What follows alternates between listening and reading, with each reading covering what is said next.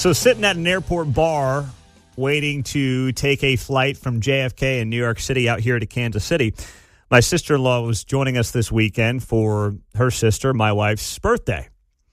And she's sitting there doing some work on her laptop at a bar in JFK. And a guy walks up and says, "Hey, can I sit here?" And she doesn't look at the person and says, yeah, sure, whatever, fine. There's a seat open there. It's tight. It's not a fancy bar. It's not like they're in the Delta Lounge or something like that. It's just one of those little bars in the airport. You squeeze a bunch of people in like sardines, and you grab a drink, you grab something to eat, and you go on with your day, right? Nothing fancy here at all. And she's sitting there typing away and on her AirPods and the whole thing, and the guy's sitting there, and he orders a Diet Coke. And these two guys who are running this bar don't speak great English. They say, "Sir, we don't." I know that shocks you, right, John? Total shock. I was thinking the Saturday Night Live skit of the hamburger place. No Coke, Pepsi. Well, that's basically what happened. Right? No Coke, Pepsi. So this person then, for about 10 seconds, exasperated, looks at these guys, says, Fine, I'll take a Pepsi. If that's all you got, I'll take the Pepsi.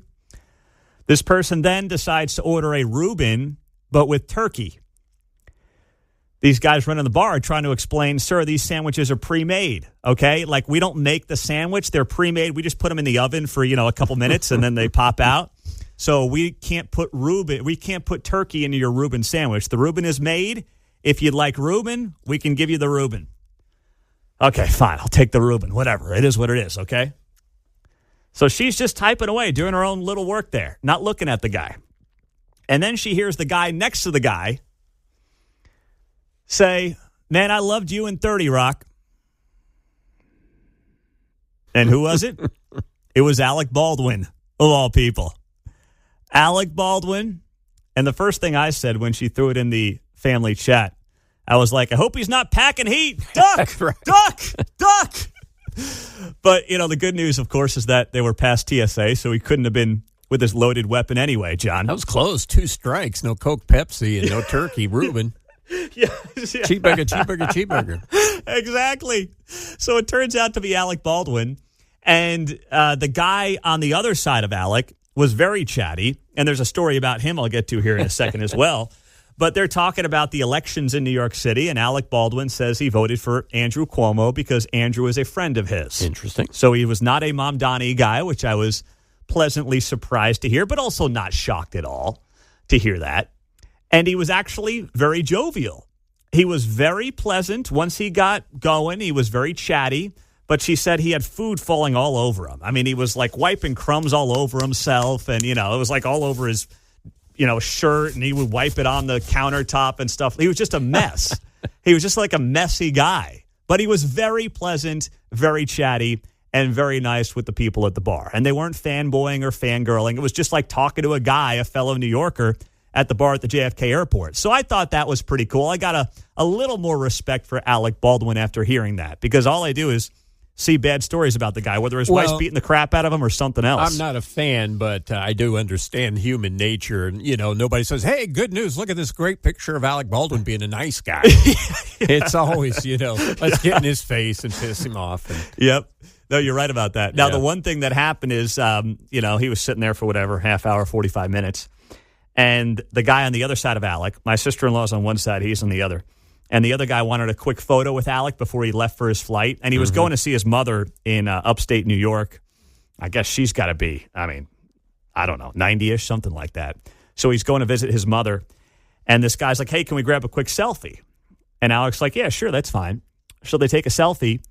And other people in the airport notice. And then he gets up. He starts walking away towards his flight, puts on sunglasses, and about a half a dozen people walk up. "Hey, man, are you Alec Baldwin?" And he goes, "Nope." And he just keeps walking. There you go. The duality of human nature. Yeah. He literally just puts on his sunglasses, says no, and walks to his gate. Run that gauntlet, brother. And you know what? I actually don't mind that at all. I agree. I really don't mind that. Never get there. Because Well, you had your moment with Ray Liotta back in the 80s here in Kansas City. The problem is you didn't even recognize him. Well, that's what I'm saying. You were leading the story. I'm going, this sounds like mine, dark bar, only people in there. I'm like, where have I seen that guy before? He raises his glass. And I now notice watching the movies, I'm like, that's like the gangster thing they all do where they kind of tip the cocktail glass to you. I'm like, okay, I got to go to Ray Liotta salute anyway. Except the difference is, Took me 2 days to realize who he was. You didn't realize it was Ray Liotta, and it was literally in Ray Liotta's prime. That is still crazy to me. Yeah. Crazy to me. Now, the quick story on the guy on the other side of Alec Baldwin, he was actually coming to Kansas City. He was a DJ coming to Kansas City from New York who was hired to play at some big trans event going on in Kansas City on Friday night. Now, he was just a regular dude, but he's like, yeah, I got hired by this group. I'm flying out to Kansas City. I'm DJing tonight at some club, and it was some club downtown, obviously, I hadn't heard of. But it was some, cross-dressing transgender event that was happening downtown. And he says to my sister-in-law, hey, you guys want to go on the list for the event? She's like, no, we're good. We're okay. We'll pass on that one. Thanks for the invite. Here I was thinking like, hey, maybe it's someone tied to like Mahomes or some big Chiefs event happening in town. Instead, it's just some dude who's going to be at some club with a bunch of guys in bikinis. I mean, like, what are we doing here? All right? I mean, jeez. Bunch of guys tucking it on a Friday night in Kansas City. Hey, Kate, how do you want to spend your birthday tonight? You want to go downtown? We'll show you a good time. Well, this will be quite a party. Woo! Yeah. Oh, jeez. Yeah. I got a birthday surprise right here for you, baby. Let's go. Oh, man. What could have been? That's a heck of an airport bar story, though. I mean, between both sides of that one. Holy cow.